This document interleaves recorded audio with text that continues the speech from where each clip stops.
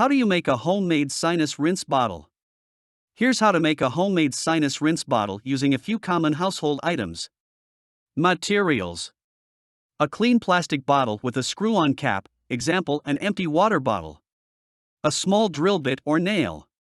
Boiled and cooled water. Salt, preferably non-iodized. Baking soda. Instructions: 1. Clean the plastic bottle thoroughly and make sure it's completely dry.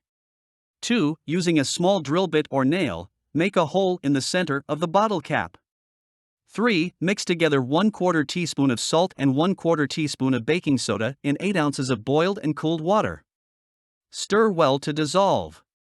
4. Fill the plastic bottle with the saline solution.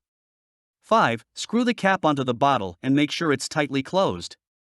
6. Tilt your head over a sink or basin and insert the bottle's nozzle into one nostril. Squeeze the bottle gently to allow the saline solution to flow into your nostril and out of the other nostril. Repeat on the other side. Note, it's important to use sterile, boiled and cooled water to make the saline solution to avoid introducing bacteria into your sinuses.